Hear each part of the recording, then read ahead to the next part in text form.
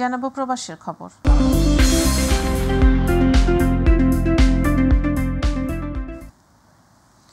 অর্থনৈতিক ও রাজনৈতিক চ্যালেঞ্জ মোকাবেলায় ব্যর্থতার অভিযোগে মালয়েশিয়ার প্রধানমন্ত্রী আনোয়ার ইব্রাহিমের পদত্যাগের দাবিতে বিক্ষোভ করেছেন হাজার হাজার মানুষ।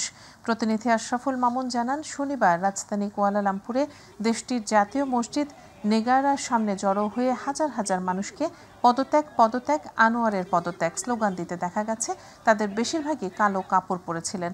সেখান থেকে জাগো জাগো জনগণ জাগো স্লোগানে বিক্ষোভকারীদের কুয়ালালামপুরের স্বাধীনতা স্কয়ারের দিকে এগিয়ে যেতে দেখা যায়, যেখানে আনোয়ার ইব্রাহিমের পদত্যাগের দাবিতে একটি বিক্ষোভ সমাবেশ অনুষ্ঠিত হয়। দেশটির বিরোধী দলীয় জোট পেরিকাতান ন্যাশনাল সমর্থিত এ সমাবেশে ক্ল্যাং ভ্যালির বাইরের অঞ্চল থেকেও হাজার হাজার মানুষকে বাসে করে আনা হয়েছে।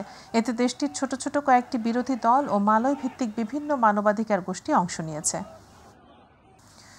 মালয়েশিয়ায় বাংলাদেশ খেলাফত মজলিসের দোয়া ও আলোচনা সভা অনুষ্ঠিত হয়েছে। গতকাল কুয়ালালামপুরের বুকিত বিন্তাংয়ের পিঠা ঘরে সভা অনুষ্ঠিত হয়। প্রতিনিধি আশরাফুল মামুন জানান, দোয়া ও আলোচনা সভায় মাওলানা হাবিবুর রহমান কাউসারের সঞ্চালনায় সভাপতিত্ব করেন ইব্রাহিম খলিল।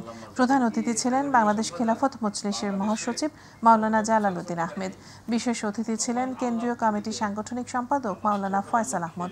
বক্তব্য রাখেন মাওলানা তাকিউল্লাহ, মাওলানা বদরুদ্দোজা, মাওলানা জহিরুল ইসলাম, হাফেজ রাহাত, নির্বাহী হাফেজ এমদাদ, মোহাম্মদ রাসেল খান সহ আরও অনেকে।